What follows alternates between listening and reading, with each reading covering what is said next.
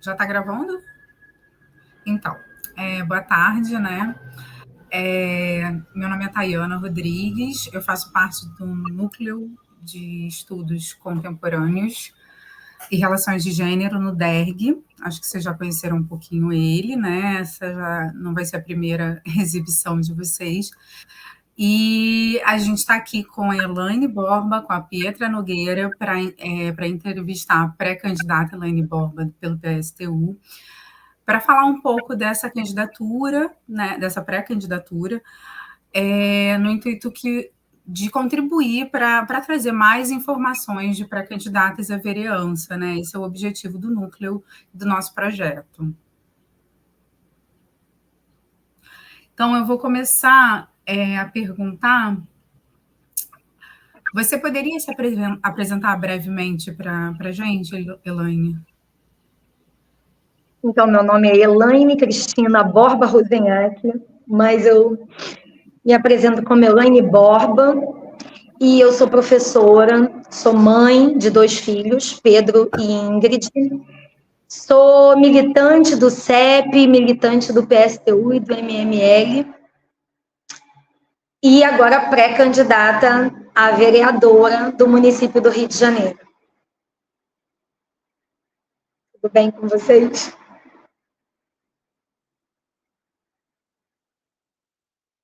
Perfeito. Gente, me perdoem o helicóptero. Não, Tá um barulho. Não sei se você quer aprofundar mais, né, nessa apresentação, ou se você deixa para a segunda pergunta, né, que é como você entrou na política e por quê? Porque essa pergunta tem muito a ver com o meu pessoal, com a minha vida, com tudo. Eu fiquei pensando, será que essa pergunta tem a ver quando eu entrei para o partido? Se é essa mais restrita, seria em 2019. Eu entrei para o partido a convite de uma militante que é do CEP e que foi na minha escola falar um pouco das lutas. Eu me interessei, ela me convidou, eu fui para o PSTU, fui para um congresso, como convidada, e achei, meu Deus, encontrei o meu pessoal, politicamente falando. Mas esse pessoal, ele já existia na minha vida através da minha tia, Vera Nepomuceno, que é uma grande mulher, foi uma grande militante do partido, e ela, nos almoços de domingo, sempre discutia política com meu avô, que é ex-operário da época da ditadura e que tinha uma visão super reacionária da sociedade, principalmente do sindicato. Hoje eu entendo por quê, porque nessa época da ditadura, quem escolhia os dirigentes dos sindicatos eram os próprios militares, ou seja, a gente tinha vários sindicatos pelegos. Então tinha essa discussão na mesa, e ali, eu acho que pela primeira vez, eu comecei a entender o que era política, e principalmente que essa política existia dentro da defesa de 2 lados. E quando eu fui crescendo, eu fui vendo qual era o meu lado, né? O meu lado da política é o lado dos trabalhadores, é essa classe que eu pertenço. E à medida que eu fui crescendo, já com pelo menos essa noção, fui participando de várias organizações. Grêmio estudantil no ensino médio, depois DCE na universidade, depois passei para concurso, CEP Magé, depois CEP Rio de Janeiro. E ali é que eu fui ser cooptada por uma dirigente, fui conhecer o partido e me apaixonei, né, pela filosofia, pelo programa, porque pela primeira vez eu via que existia uma alternativa ao que está posto, porque o que está posto está muito ruim, mas isso eu sinto na minha pele, né? Eu não sou uma mulher negra, eu sou uma mulher branca, a opressão em cima de mim é ainda bem menor do que contra uma mulher negra. Eu sei, porque eu tenho muitas amigas negras, eu trabalho na Maré, então a opressão sobre elas é sempre muito maior, então a gente sente na pele. Mas aí a gente precisa pensar, da onde, por quê, e será que isso é dado? É destino? É Deus que mandou isso tudo pra gente? Que castigo? E não, e você vai vendo que isso é política, e tem uma política que é feita para uns e não para outros. Eu sou os outros. Foi assim que eu entro. Deu Muito tempo? interessante. A gente queria saber um pouco como e por quê. Além de você contar um pouquinho sobre como foi a sua entrada de fato no partido, foi em 2019, como você pontuou, como se constituiu a sua vivência dentro do partido depois disso, como e por que você decidiu se tornar candidata, quais foram as suas motivações, você conta um pouquinho disso pra gente. Eu acho que é porque eu sou muito emotiva. Então, assim, tudo que eu sinto, eu expresso muito. Claro que, à medida que eu fui participando das reuniões, entendendo, lendo, colaborando, pensando sempre sobre a nossa realidade, porque a gente se debruça sobre a nossa realidade, sobre o porquê de cada fato desse. O que está por trás? E eu, sempre muito emocionada, falo muito, né? Acho que deu para perceber, falo muito rápido. Falo com todas as pessoas, porque, não sei, eu acho que é principalmente porque eu trabalho na Maré, que eu sou assim, e porque eu trabalho com crianças. Então, elas me contagiam, e, por exemplo, hoje, antes de vir para cá, eu tinha que passar na festa junina dos meus alunos, foi uma coisa maravilhosa. Então, eu estou muito com eles e estou muito com as mães. Então, tudo isso, tudo que dói lá, me dói também. Claro que não igual, nunca é igual, porque eu não moro lá. Eu passo por lá grande tempo da minha vida, 8 horas diárias, mas eu não moro lá. Mas por estar tão perto, eu sinto muito, e aí eu sinto muito. E quando eu me debruço cientificamente sobre tudo isso, eu vou pensar e vou falar e vou entender que eu preciso falar com outras pessoas sobre isso. Então, por essa característica, eu sempre estou falando muito em todos os lugares e o partido vai me convidar. A princípio, eu não queria, porque eu achava muita responsabilidade e não me acho ainda capaz, né? Eu entrei em 2019, há pouco tempo de partido. Mas como foi a nossa candidatura, ela não é uma coisa pessoal, ela é uma coisa do coletivo. O partido escolhe, dentre todas aquelas pessoas, as que têm as melhores condições de falar sobre, chamar o trabalhador para conversar. As eleições são esse momento que eu vou conseguir falar com mais pessoas sobre uma alternativa. Existe outra possibilidade de vida, de sistema. Esse que está aqui está tirando o nosso couro todos os dias, em todos os momentos. Então, é por isso que eu vou entrar, fico feliz, né? E essa insegurança que eu tenho, ela se dilui, ela não é só minha, tem todo um coletivo de pessoas que estão me ajudando, que estão me apoiando, que se eu precisar conversar, porque eu tô ficando doida com muita coisa, alguém vai me atender. Então, assim, é Luísa, é Ana Paula, é Paula, são várias mulheres, é uma corrente de mulheres, né? Eu tenho uma rede de apoio que me ajuda a pensar e melhor elaborar as minhas falas aqui, por exemplo, com vocês. Inclusive, essa candidatura não é uma candidatura única, né? Não sei se vocês sabem, é uma candidatura coletiva. Tem eu, Elaine Borba, que sou a cabeça dessa chapa, mas tem a Júlia, que é da UERJ, trabalhadora e estudante, e tem a Ana Paula, que é petroleira. Então, são mulheres que vão estar construindo isso olha só quantos lados, né? É da indústria, é do estudante e é da trabalhadora. Então, essa candidatura, ela é a expressão disso que a gente quer representar, que é esse coletivo na construção de políticas para nós mesmos. É uma política, né, o que eu tenho para ofertar é isso, é construir políticas pensadas por trabalhadores para trabalhadores. Porque essa política que está aqui, ela não é construída pensada para a gente.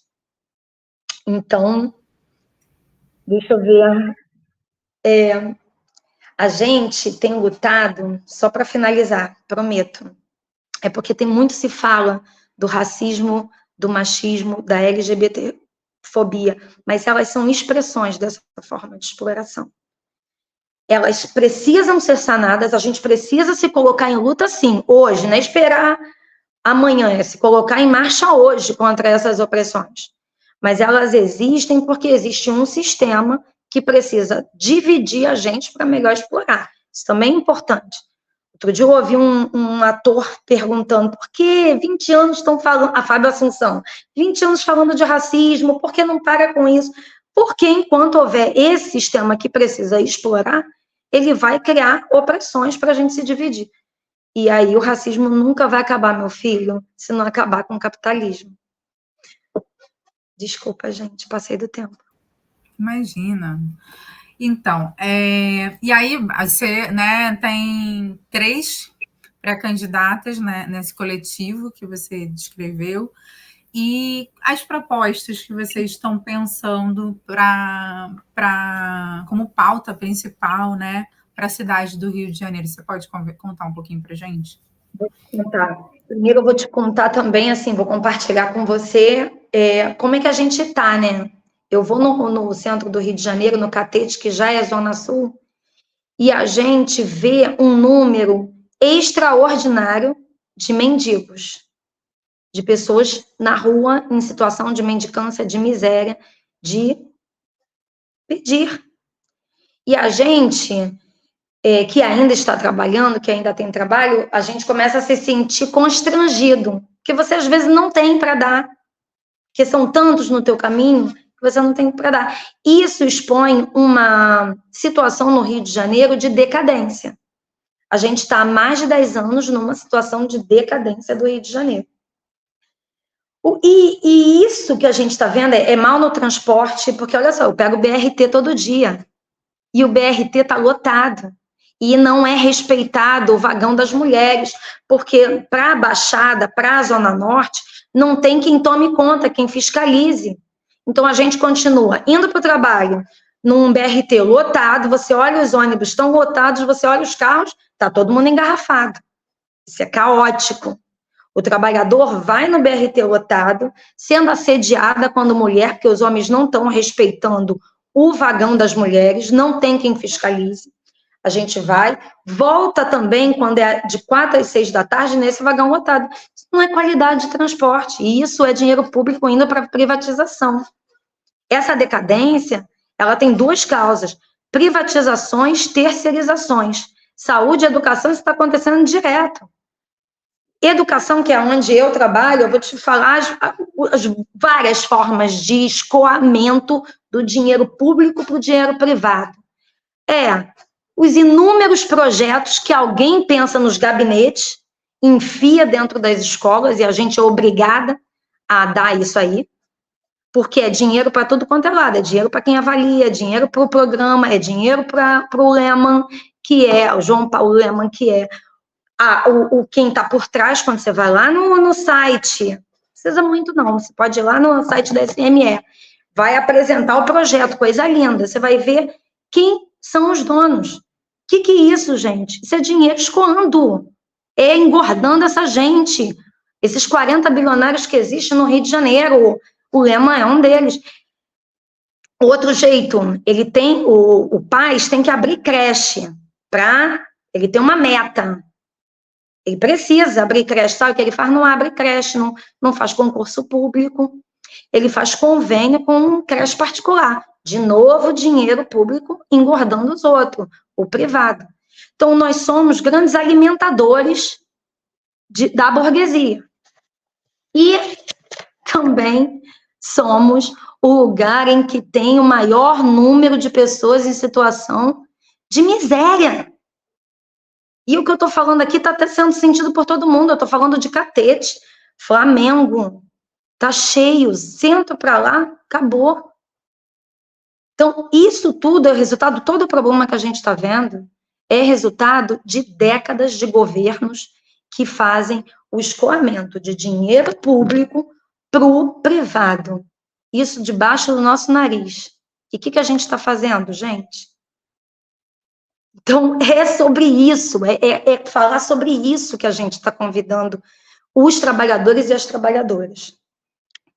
A gente está convidando a construir junto uma saída independente, capaz de elaborar políticas que atendam aos interesses dos trabalhadores e trabalhadoras, mas isso só é possível com uma política orçamentária que seja para beneficiar os trabalhadores, não os grandes empresários.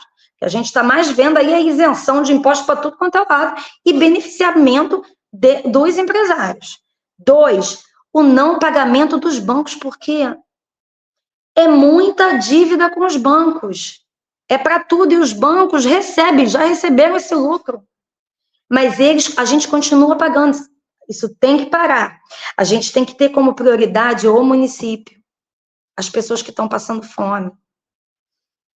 Obras públicas para a construção de empregos e moradias. Gente, moradia está lá no artigo 5º, é direito.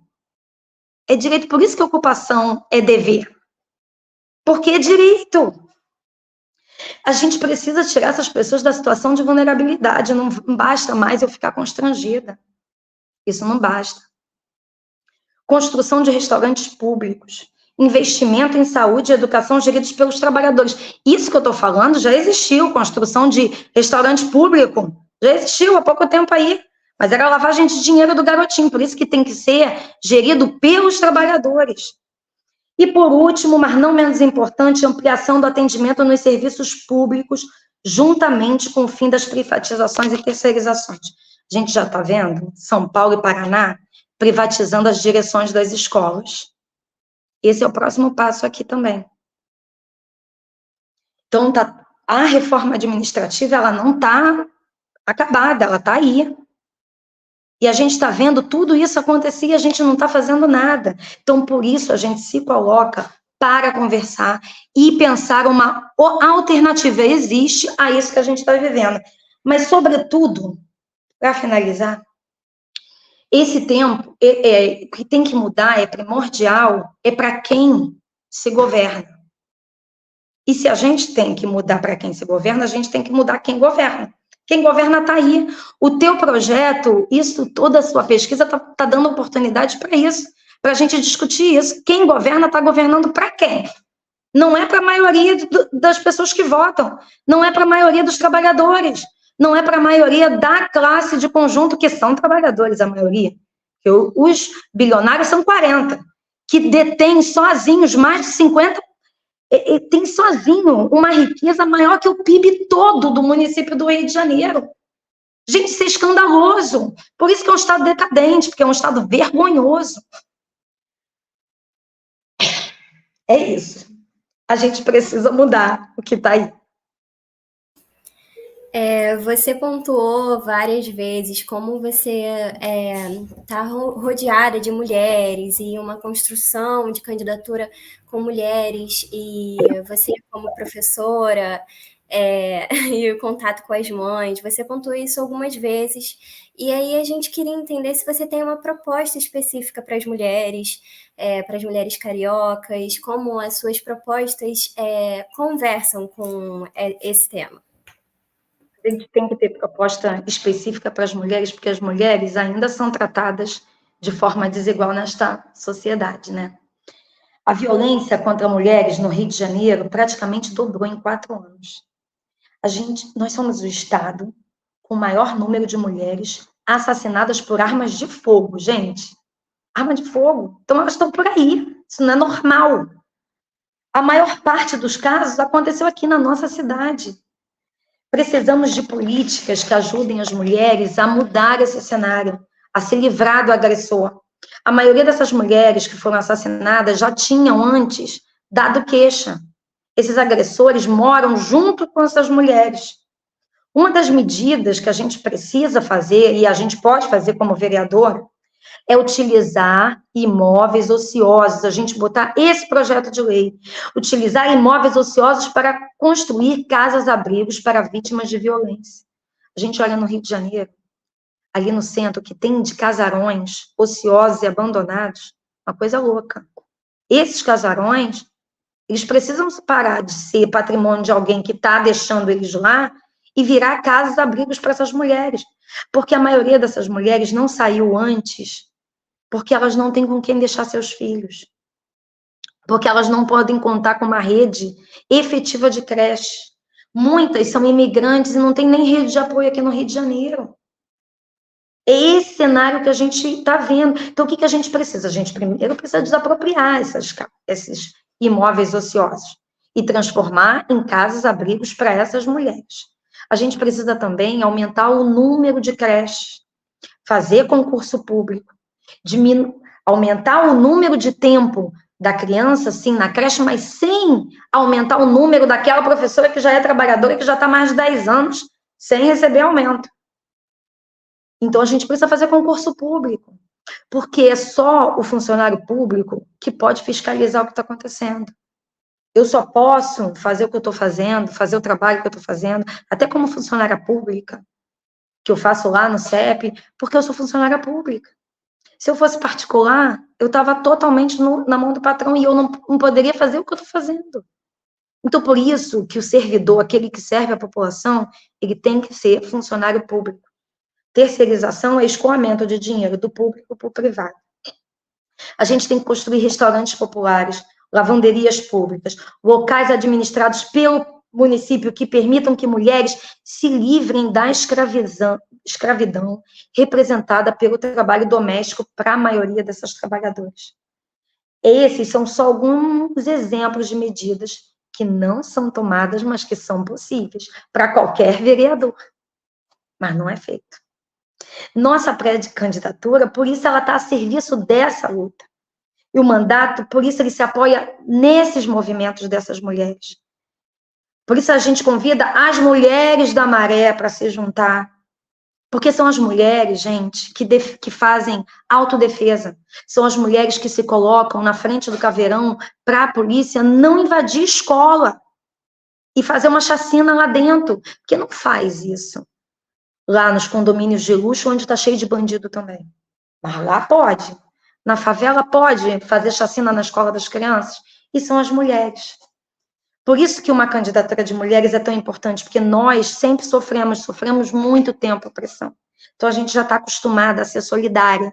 A gente tem força. A gente olha para outra mulher e fala, eu sei o que tu está passando. Acho que é isso, né? Acho que eu consegui responder.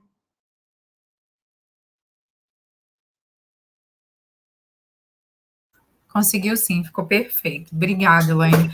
Agora, a gente vai para o campo da organização da sua campanha, né? Que a gente imagina que deve ser o desafio e que poucas pessoas conhecem esse campo que fica nos bastidores. Você pode contar um pouquinho para a gente sobre isso? Olha, a candidatura já é difícil porque eu sou mulher. Por exemplo, hoje, enquanto eu estava fazendo um texto, pedindo às minhas companheiras ajuda, a minha máquina de lavar transbordou e molhou minha casa toda. Eu, peraí, Luísa, não sei o quê. E ainda tive que puxar. E já é difícil por causa disso, né? Porque eu sou mãe. Aí eu me sinto, meu filho tem 23 anos. Mas é um carinho, um xodó danado. E a minha filha está no Rio Grande do Sul, faz faculdade lá, então, assim, eu, como estou muita coisa com a campanha, fico falando, ai, meu Deus, estou abandonando meus filhos. Falei ontem com a minha filha, horas, te amo, e a gente ficou conversando até de madrugada, amanhã eu tenho que acordar cedo, mas tudo bem. Então, a gente já tem essas dificuldades, filho, mãe, mulher, tive que sair da escola, então, esse foi o primeiro baque, meus bebês todos chorando, todo mundo chorando. Isso é uma dificuldade de uma candidatura feminina. Homem não passa por isso. E, além disso, a gente já tem as dificuldades de não ter tempo de TV. Nós somos autofinanciados, nós, trabalhadores, militantes, apoiadores, que financiam a campanha. E isso é importante, porque assim a gente não está atrelado a nenhum empresário, a nenhum governo, a nenhum outro candidato. A gente não deve nada a ninguém.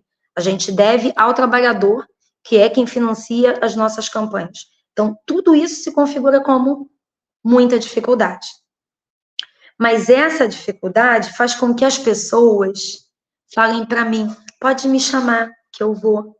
Eu falo, tu sabe que a gente não vai pagar, né? Não, mas eu vou.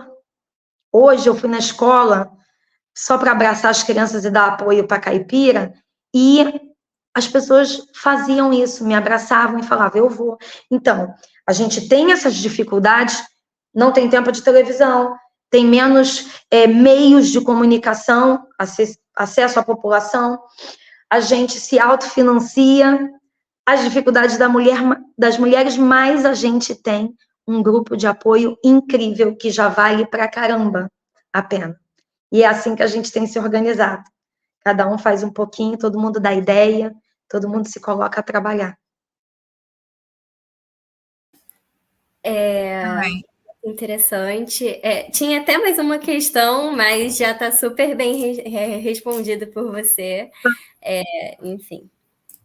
E aí eu vou passar para a próxima, que é, na sua percepção, quais os principais desafios que as mulheres enfrentam como candidatas a cargos de vereança? Você fala um pouquinho, né, na última pergunta, mas eu imagino que tenha mais coisas, né, além disso que você descreveu. Eu descrevi todos os instrumentos que nos dificultam. E a gente ainda conta com mais uma dificuldade, que é falar uma coisa que é oposição a tudo que você sempre acreditou na tua vida, né?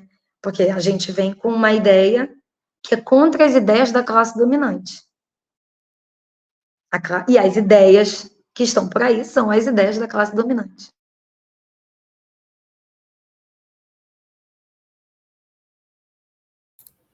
Elaine, acho que você travou. Travou só para mim, Pietra?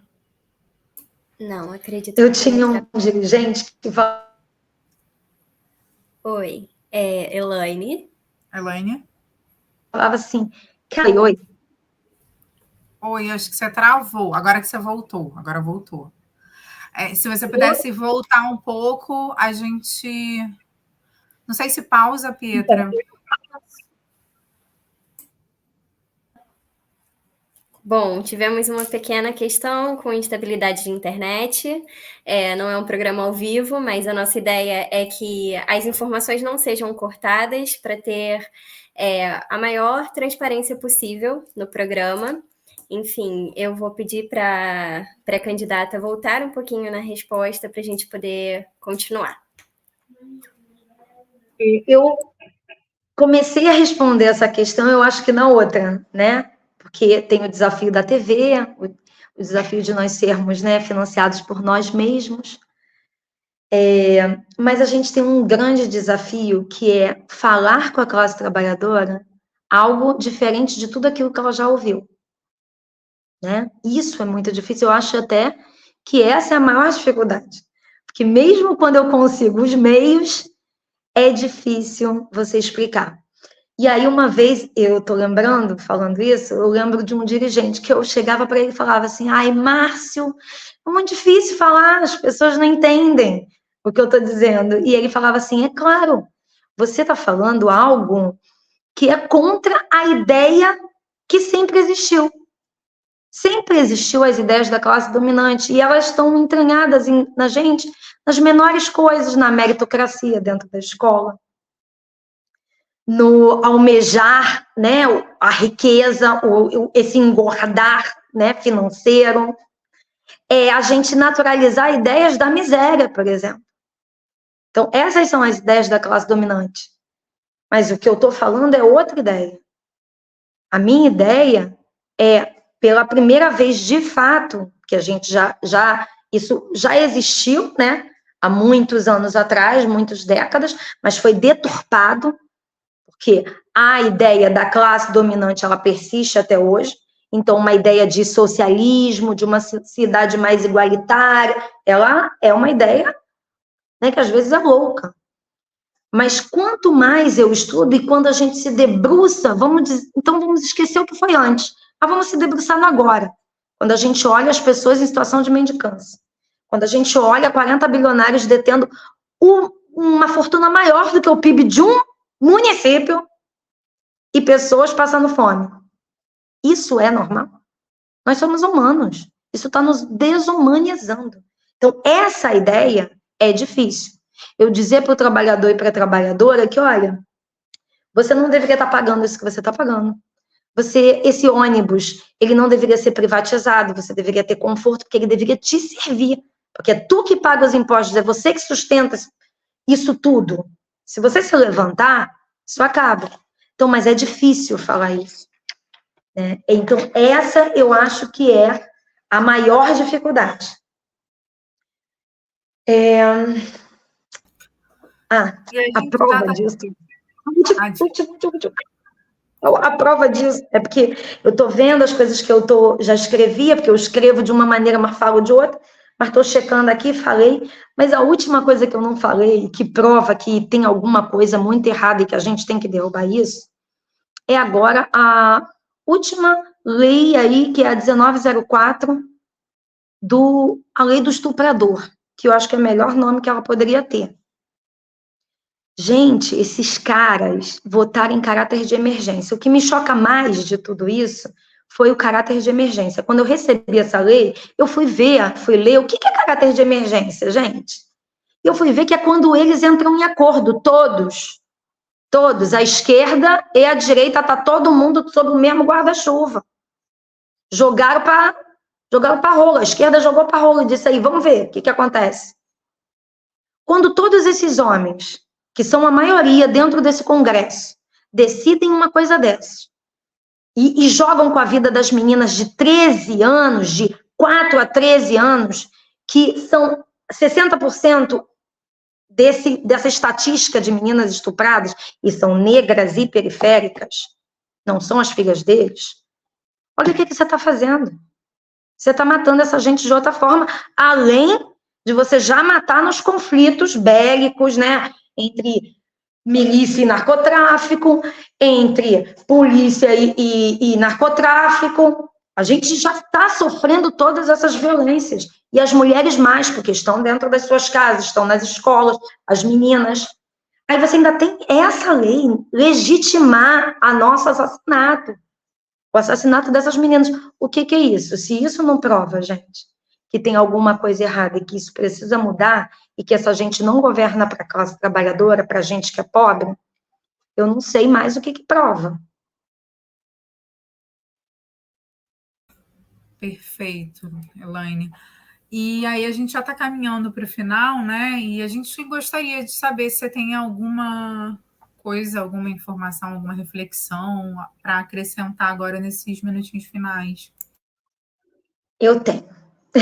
Eu tenho, primeiro, que agradecer. Por que eu estou nervosa, né? É porque, para mim, é muito emocionante ter essa oportunidade.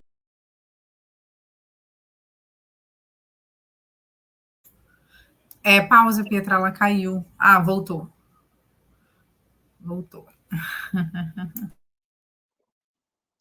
Eu percebi, me silenciei. Ah, perfeito. Não, pode voltar de onde você estava, começando a sua fala mesmo. Tá. Eu gostaria mesmo de agradecer a iniciativa, agradecer a oportunidade, que para mim essa oportunidade é muito importante, né? Porque, como eu já disse anteriormente, o nosso partido vive numa situação de semi-legalidade. A organização do processo eleitoral que está aí é para manter quem já está. O meu partido ele não foi sempre sem tempo de televisão. Ele já teve e ele foi perdendo gradativamente, porque as regras são para expulsar esses pequenos partidos mesmo. Esses partidos que são contra a classe dominante. Porque esse sistema é da classe, então essa oportunidade para mim, ela é muito grande. E eu fico nervosa porque é minha primeira vez e eu estou falando para pessoas que eu não conheço. E parabenizar pela iniciativa. Ela é super importante, gente. Ela é de suma importância, relevância para a sociedade. E para uma sociedade que a gente quer fazer diferente. Então, pode parecer a alguém que isso não seja um pouco importante. Não, é muito importante para quando a gente quer mudar uma sociedade. O que vocês estão fazendo é de extrema relevância para uma sociedade que se pensa, né, com mais equidade, com mais democracia também, com mais participação da classe trabalhadora. Fico por aqui mesmo. Obrigada, gente. Perfeito, Elaine. Muito obrigada a você também, porque a gente sabe que é isso, na vida de uma mulher com 1000 funções, ter dedicado esse tempo para conversar com as pessoas e explicar um pouco como que é esse desafio, né? Porque as pessoas acham que todo mundo que está se pré-candidatando, não, né? Que muitos alunos já falaram, candidato político não faz nada. Aí eu já pedi para eles fazerem uma pesquisa pré-candidata, vai lá, segue ela no YouTube, fica vendo o que ela está fazendo na agenda. E aí eles mudam a concepção e muitos começam até a militar, né? Vendo o desafio que é e encontram uma candidata séria para eles poderem, né, indicar para os seus familiares. Então, é um pouco esse o objetivo também desse trabalho, a gente poder possibilitar que as pessoas se informem mais sobre o legislativo, que parece que é algo menor dentro da política, né, o legislativo, porque o executivo vai estar muito mais presente, governador, né, prefeito. O legislativo ele define o direito ao vagão de trem que você colocou, né? Ele define o direito da gente poder ter o transporte gratuito, como você colocou. Então, isso as pessoas não sabem, elas acham que elas nem sabem o que faz, né, cada candidato. E muito obrigada por ter ajudado a gente aqui nessa missão de esclarecer e de contribuir para as pessoas votarem melhor. Pietra. Estou super grata. E eu fiz um vídeo falando sobre isso. O que é ser uma vereadora num programa socialista? O que vai fazer um vereador? Aí eu pensando nisso, que todo mundo faz essas perguntas, né, meus alunos também, botei na pré-candidatura agora, para ver se as crianças também vão aprendendo, e os adultos. O que um vereador faz? Perfeito. Inclusive, a gente tem uma das pesquisadoras, né, que a Ildete Pereira de Mello e a Clara escreveram sobre isso, mas a Ildete especificamente tem uma cartilha. A gente vai disponibilizar essa cartilha aqui também, que fala quais foram as mudanças da vereança após a Constituinte de 88, quais são as funções, né, desse cargo, que pode auxiliar também quem quiser se aprofundar no tema. Muito importante. Você quer deixar a sua rede social, como as pessoas te acham? Fica à vontade. Eu aprendi hoje, que eu fui lá que você me perguntou, Elaine Cristina Borba, que eu não sabia como era a minha rede social. E não sabia como é que ficava escrito, né? É esse, gente. @Elaine Cristina Borba. Tudo junto. Encerramos por aqui, então. Mais uma vez, muito obrigada.